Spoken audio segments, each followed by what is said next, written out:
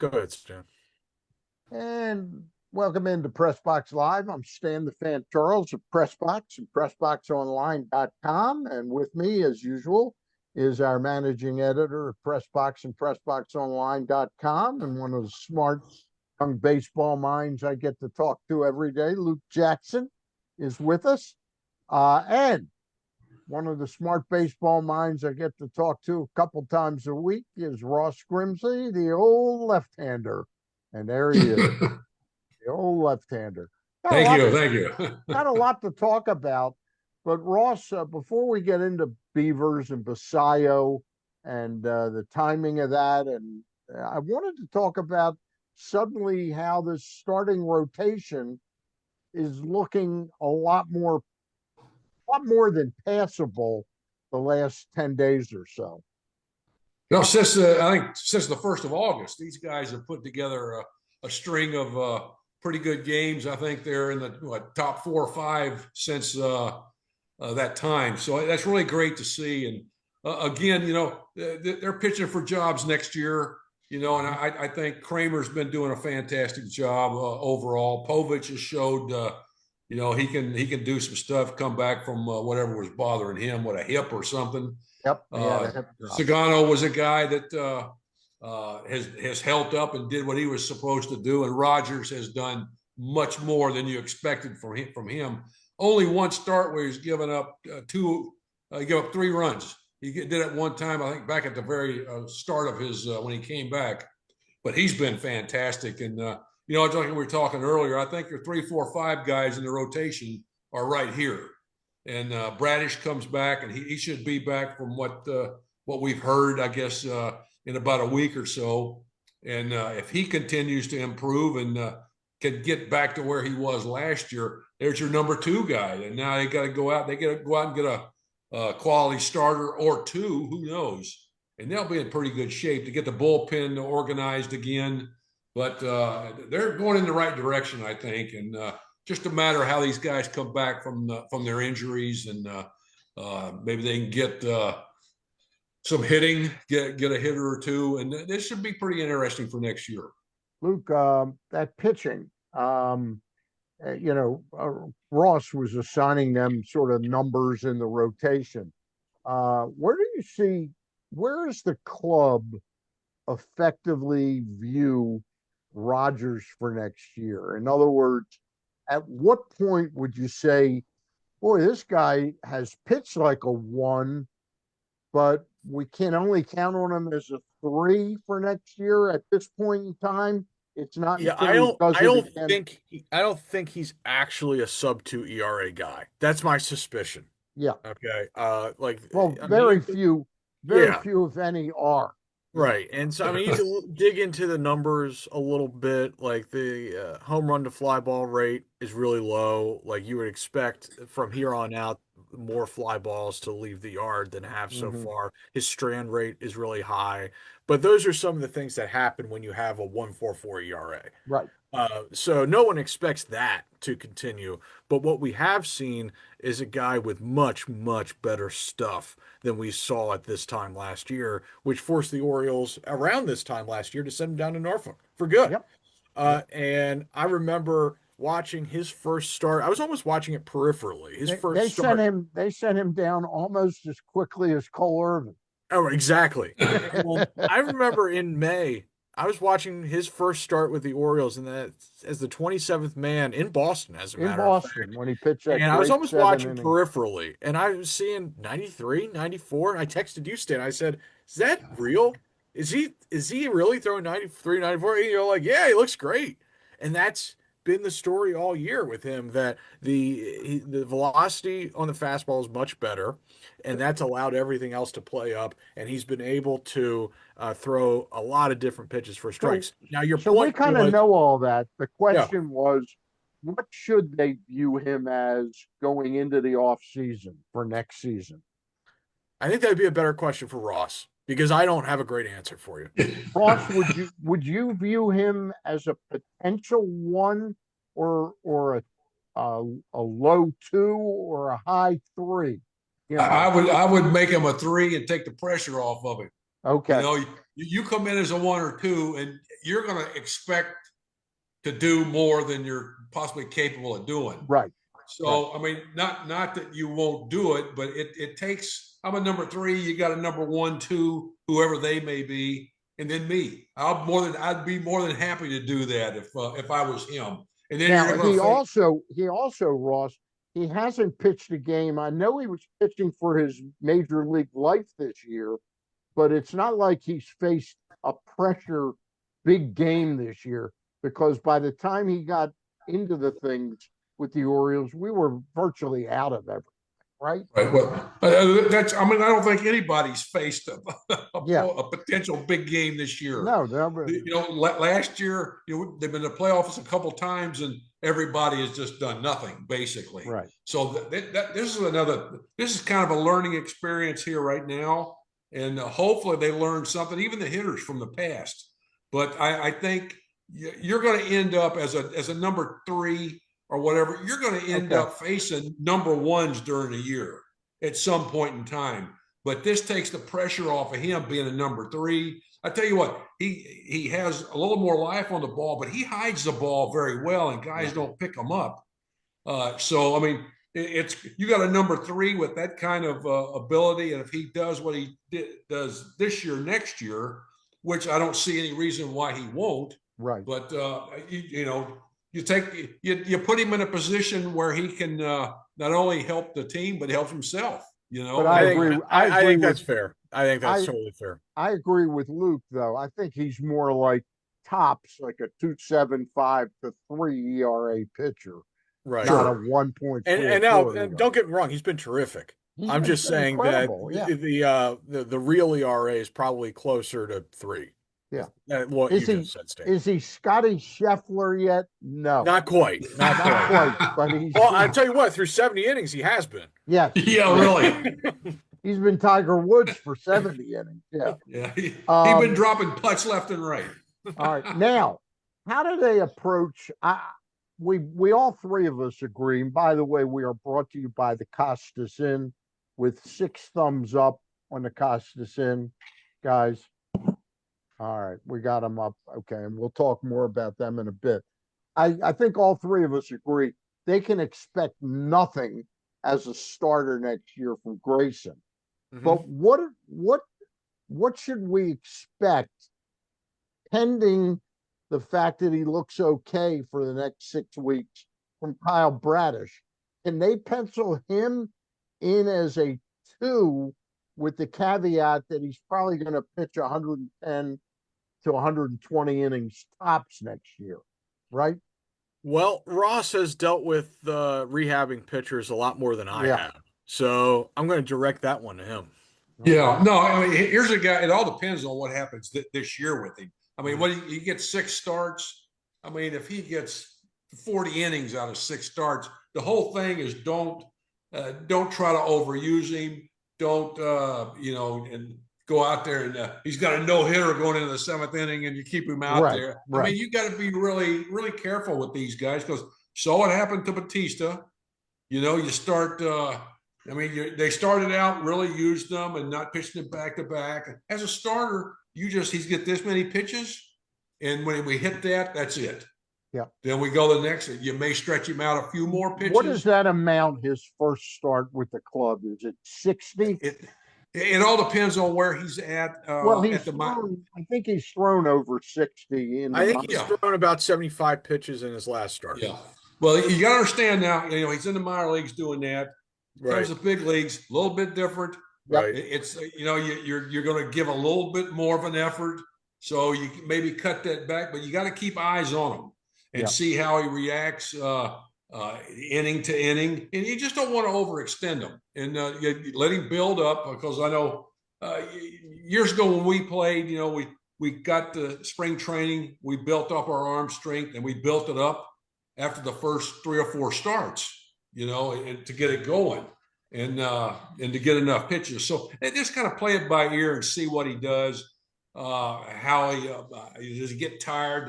Usually, when a guy starts elevating the ball and gets a little erratic, he probably hit close to his max for that outing, and it changes. But you got to keep your eye on him and make the adjustments and changes as the game goes on. So you just don't want to overdo it. It's better to have him throw less pitches and get out with some success, hopefully, or even, you take an ass beating. You get your pitches in and you build up your arm strength and not try to overdo it, because what Is happens? that how your spring trainings went? What's that? You got your ass kicked, but you got your It pitches all in? depends. I tell you, Okay. the best years I had spring training, a lot of times I got, well, my first year in Baltimore, I think I had a 16 earned run average. I had 5 or 6 physicals. They're going, because Weaver got me one day and says, "We know you can get guys out because you did it last year." And I couldn't get anybody out. And then 74 was better than the year I won 20 games. I had much better stuff in 18 and 13, but we didn't get any runs, and I could have easily won 25 games, but we could have got any runs. Same with Cuellar, but it is what it is. But you just got to be careful, especially with guys coming off injuries and coming back. You just don't want them to do too much too soon. Luke, I'm looking for a question that you won't toss to Ross. Okay. So I want to ask you, you and I both had sort of the same opinion when Brandon Young started that game against Oakland, like that we'd seen enough of him, Huh. And then he has this game the other night in Houston where he was You had it all working, man. he had it all working. So what do you think? He's going to get obviously another 5, 6 Right. starts Right. around the 5, 6 starts. Is he part of the equation for 2026 now, or is it still too soon to project him coming to camp next year with a chance to win a rotation spot? I think that he'll come to camp as a depth starter, much like he did this year. But then at the end of camp, you're going to have to decide if he doesn't make the rotation, if he's a big league arm, if you think he's a Right, big league arm, do you just put him in the bullpen at that right. point? Is he like Or Michael Bowman or yeah, something like exactly. Bowman? And then I Bowman. think because at that point, I think he'll be like 27 years old. Right, That's when you got to make a decision. Is it time for him to just use his bullets in the major leagues? right. Uh, but yeah, he was a lot of fun to watch on Friday. And actually, I hope we didn't jinx him. Like after the 7th, I was like, Stan, if he finishes this off, we're gonna have to go live. Gonna have to get Ross. We're gonna Yeah, have to get him on here. The yeah. perfect We games. were going to do a Lives perfect him. game. And did not expect Brandon Young's name to be on a list with Mike Messina as far as near perfect games. Wei and Chen was on that list. And Yeah, who else was on that list? There's somebody else, and I forget who else was on. wasn't Ross Grimsley. It was not No. Ross Grimsley as far No, as near. no. Ross, did you ever flirt with a no hitter? Yeah, for 5 innings. 5 innings. Yeah. That's really a mild. I tell you, I give up a infield hit, and I wasn't real happy about that. And Sparky said, "If you throw a no hitter the rest of the way, I'll have that changed to you'll get a no hitter." Oh, okay. No, I made the guys hit the ball. I wasn't going to get. The other near no hitter was Scotty McGregor. Scotty McGregor. Yeah. That's right. Yeah. All right. Guys, let's take the time out now, and then we'll come back and talk about Dylan Beavers, the call up of Dylan Beavers and Sammy Basallo. We're talking baseball on Press Box Live. It's a Monday edition brought to you by the Costas Inn. And guys, I took my wife Jane and our friend Sally out to dinner the other night with another couple, Jen and Jeremy, and we did the thumbs up right there at the Costas Inn. This was in Timonium. All 10 thumbs were up. A terrific meal. They're getting ready to get bombarded with the Timonium Fairgrounds crowd. And they're also, in addition, this is the first time they're going to have a Costas Inn stand in the fairgrounds with crab cakes and crab soup. Can you imagine how many crab cakes and crab soup they'll go through out there? But seriously, still open at 4100 North Point Boulevard. That's the place to go to crabs. They've been busy as hell, Pete tells me. Nick was on. Nick must not have got the memo that they opened the second restaurant. He was on vacation last week. I couldn't believe it. I said, "Didn't he get the memo?" Anyway, but they're busy as hell there. They were solidly busy in Timonium, and they're getting ready to be inundated. But if you're planning to go to the fair, or as soon as the fair's over, try the new Costas Inn for the first time. No crabs there, no steamed crab, but the rest of the menu is there, and it's a terrific menu. You'll find something of great value and something you'll like. And they always have great help, and the service spectacular. Home cooked meal at the New Costas Inn at the OTB, right upstairs in the grandstand, right next to the OTB at Pomona Racetrack. All right, guys, we're back. Luke, we were bitching and moaning about Dylan Beavers. He came up on Friday and has now played 3 major league games. And your initial response or reactions to what you're seeing? It's a good ball player. He looks the part. I think he's about 6'5", 220.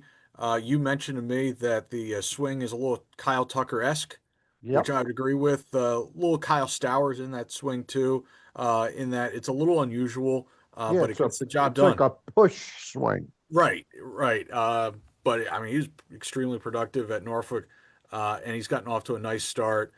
Hit a double off of one of the best relievers in baseball, right? I forget his name. Oh, the Astros Houston. reliever. Abreu. Abreu, yes, Brian Abreu, one of the best relievers in baseball. That was impressive, and so he got his first hit out of the way quickly, and the same could be said for Basallo. So that's great.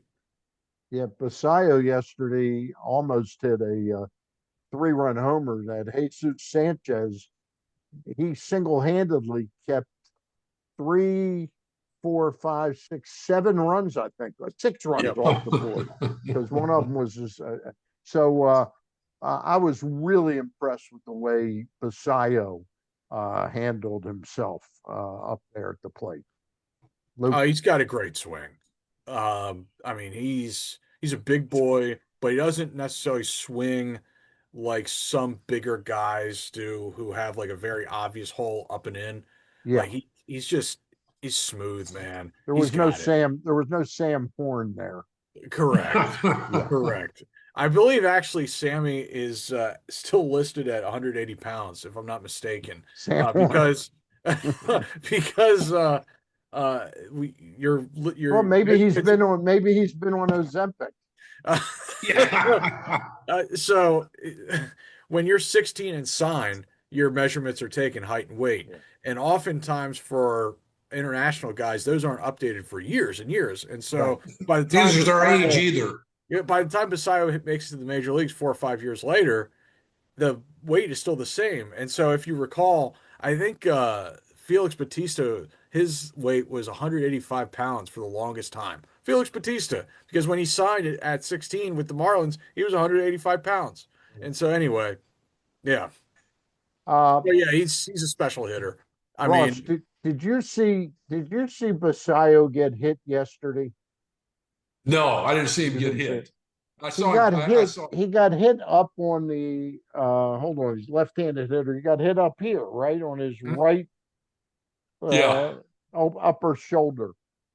Did you see anything that would lead you to Luke and I have a mutual friend, he'll go nameless now, who was he was beside himself that Correa or Altuve had to go down next inning because they threw at Basallo.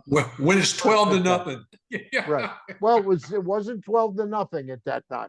But Christian Javier, there's no way in the world he was trying to come inside to intimidate him. He was Yeah, trying to get a really. pitch inside, right?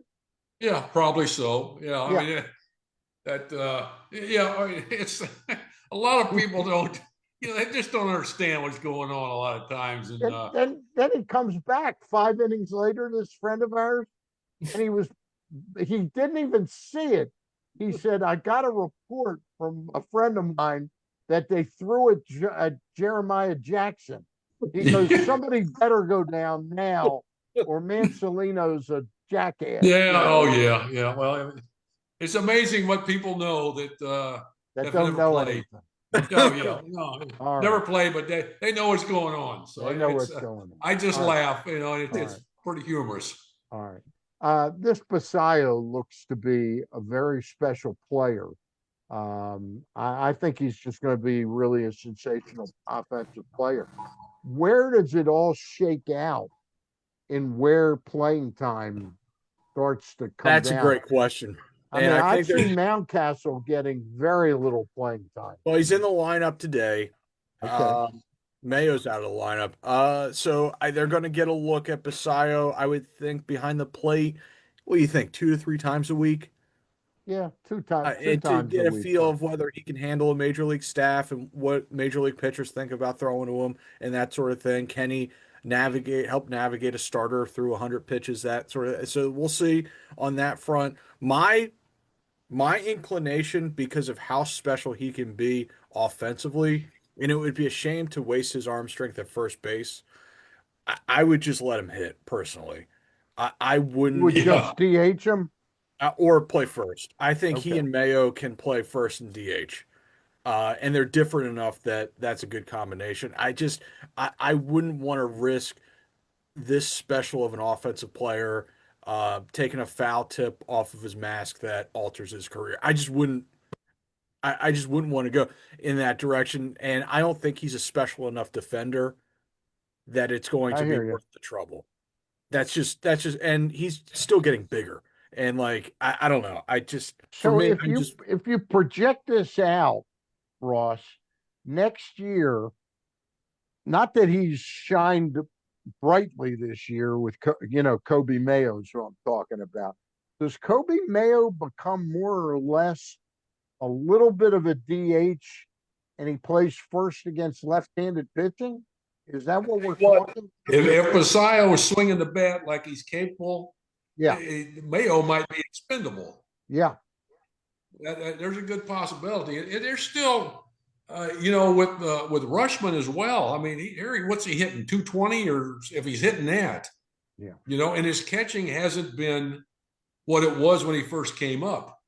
I will say So, that for Rutschman, his defense has been better than it was last year.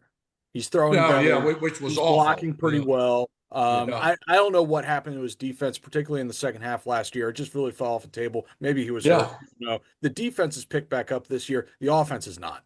Right. So it's but Basayo behind the plate. That's going to be interesting to see how he handles that. Which, from what everything you read and hear, that's not his best asset. His best asset is swinging the bat. So Yeah. this guy puts the ball in play and hits some home runs. He's going to play somewhere, I and will say rightfully so. I will say this for Basayo. He's got a great arm. And Yeah. if you see him throw today, I mean, you'll be impressed by the arm strength. It's Is he just a matter catching of, tonight? yes, he's behind He's the plate for catching tonight. Oh, Dodgers. he is. Oh, Yeah. yeah. Yeah, and That'll so be good to see. I'm Yeah. guessing that he's caught Rogers at Norfolk. Down there, yeah. Yeah, so uh, let's go. Let's Okay. Yeah, really. That'll let's be get it interesting to done. see him catch. Yeah. Another subtle change is that Colton Cowsert's been announced that he's going to be the center fielder from Right, here on Right. out, which is what I thought as soon as they traded Mullen. right. I don't quite understand why it was necessary to wait. Well, we had an IL stint, Right. 7 or 8 days, but I didn't understand the need to wait the 8 days before that.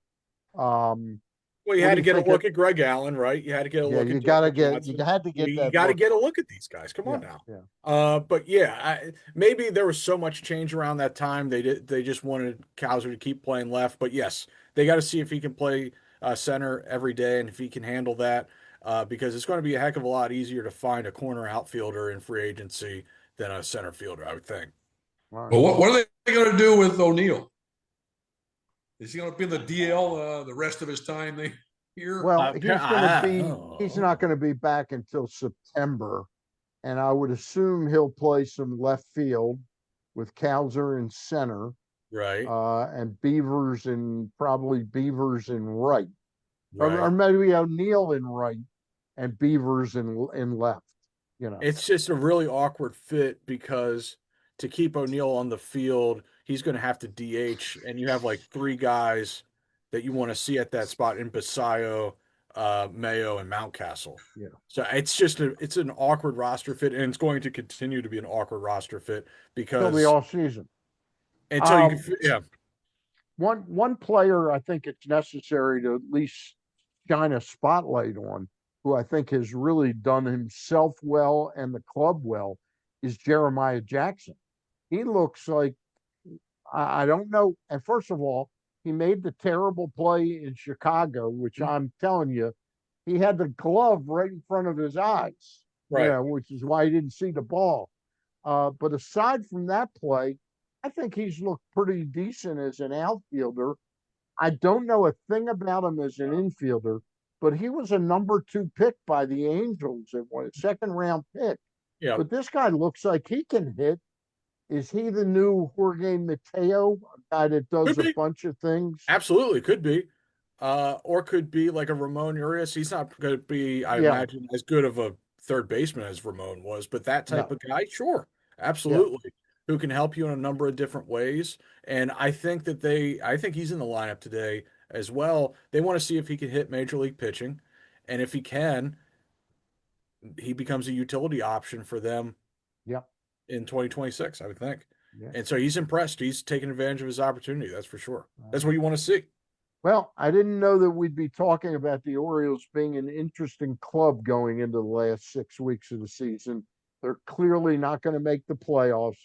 They're not going to win 18 out of 20 games and suddenly jump over teams, but they certainly are making it interesting. And with the impending returns now of Bradish, Wells, and Suarez over the next couple weeks, over the next 10, 12 days, Yeah, they've become and I more tell you what, interesting to watch. I tell you what, last year the way they finished certainly seemed to bleed into this year, and hopefully Yeah, this year they finish strong, and that bleeds into next year. yeah. One last thing. Is it fair to say, without committing any spots, we know that Aiken's going to be there next year, unless clubs trades him in some. But is it fair to say that Cade Stroud and Dietrich Enns have at least pitched their way into strong consideration for roles next year? Yeah, I think that's fair in terms of getting a look next year in camp. I think that's fair. Yeah, Okay. absolutely. And I like what we've seen a little bit out of Geraldo. He's got good stuff. Yeah. And then Wolfram has good stuff as well. He's a Yeah. little bit more erratic than Ends, but he's got a good arm. Yeah. This club going into the 26 seasons, it doesn't have great pitching clearly, but Mhm. it does have a lot more options than I think the club had coming into 2025. Um, that's a good question I because mean, a lot of the here's the pitchers I have listed here: uh-huh. Radis, Rogers, Kramer, Povich, possibly Sagano, Hmm. Young, Stroud, Aiken, and Suarez, Giralda, uh, Wells, then Bautista and Rodriguez, but I have question marks next to both of them. Right. You know, Well, you um, certainly like having a healthy Kyle Bradish. That really helps because they've missed him terribly since he's been down. They haven't really been able to replace him yeah, outside of a nice stretch from Zach Eflin after they got him in the trade deadline. They just haven't have any answers for that hole in the rotation. So um, yeah, I think that's I like any pitching situation that includes a healthy Kyle Bradish. That's for sure. all right. Ross, one last thing for you. You watched him in his short prime with the Orioles. John Means is about to embark finally on a rehab stint. May have actually thrown one game. I think he did, like an inning and 2/3 or something like that. Uh, wish him well. Absolutely, Yeah, absolutely. A left-hander, of course. yeah. He's a left-hander that doesn't throw hard. Really.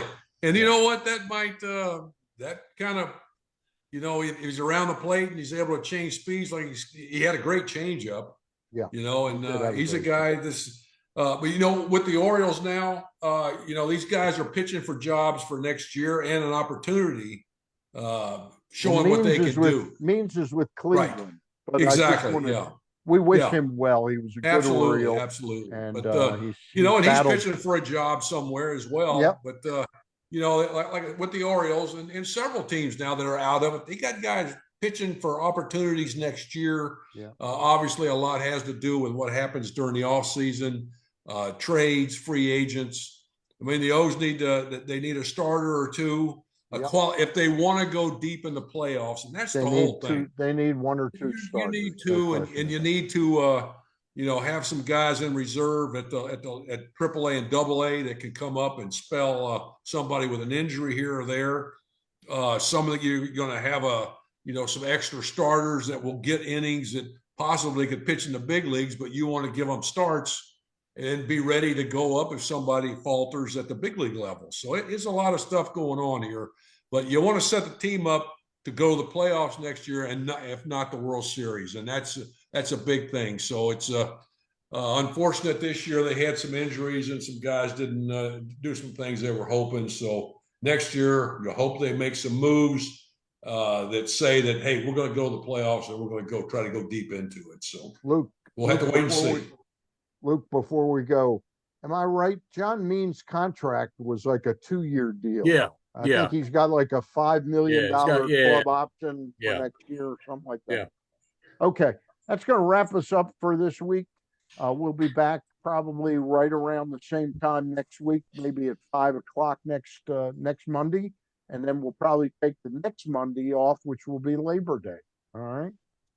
That's going to wrap it up for Ross Grimsley, Luke Jackson. I'm Stan the Fan Charles. And again, our thank you to the great folks out at the Costas Inn, and congratulations to Caves Valley and the Western Golf Association. They put on a great show at Caves Valley, and hopefully Caves is now in a rotation to host that tournament. It's a lot of fun. Stan, happy birthday to Booger too. Happy birthday, Boog Pal. 84 Right. yesterday, but we're wishing him a happy birthday today. Thank you, guys. Bye.